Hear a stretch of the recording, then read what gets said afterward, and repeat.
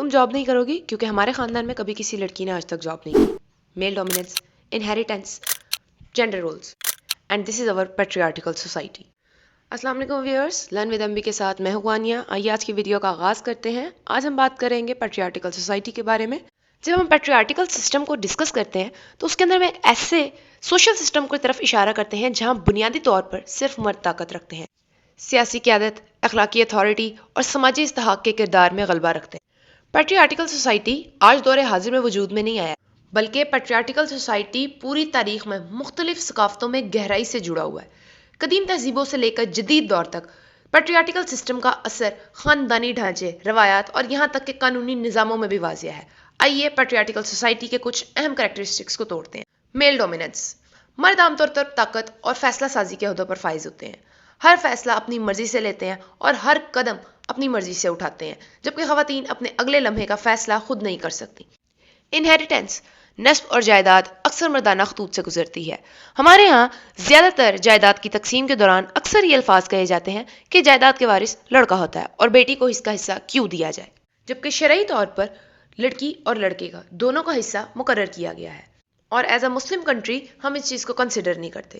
Gender roles. مردوں اور عورتوں کو کیسا برتاؤ کرنا چاہیے، اس کے بارے میں سخت توقعات ہیں. اکثر روایتی صنفی اصولوں کو تقویت دیتے ہیں، جیسے کہ کھانا پکانا، گھر کے کام کرنا لڑکیوں کا کام ہے، لڑکوں کا نہیں، اور کاروبار کرنا، بائک چلانا یہ لڑکوں کے کام ہے. یہ وہ سوسائٹل نارمز ہیں جو پہلے سے سیٹ کر دیے گئے ہیں. واٹ اف کہ آپ کے گھر میں کوئی خاتون موجود نہیں ہے اور آپ کو کھانا پکانا ہے، اینڈ واٹ اف کہ آپ کے گھر میں کوئی مرد نہیں ہے اور آپ کو ایمرجنسی کہیں جانا ہے. So what should you do?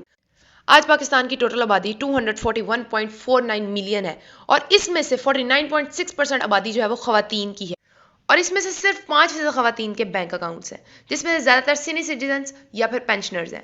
ابھی حال ہی میں گورنمنٹ نے ڈرائیونگ لائسنس پہ سختی کی ہے، تو ہمارے خدماتی مراکز میں 11 دنوں میں 63,000 خواتین ڈرائیونگ ٹیسٹ کے لیے گئی ہیں، جس میں سے 80% خواتین ڈرائیونگ ٹیسٹ پاس نہیں کر پائی ہیں.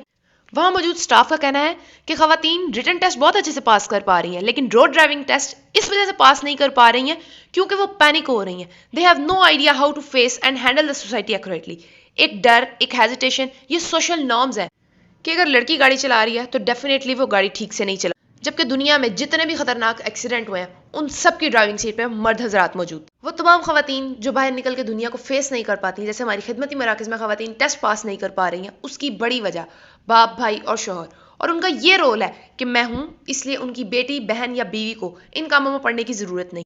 What if they are not available? یہ ایک ایسا سوال ہے جس کا جواب کسی کے پاس نہیں.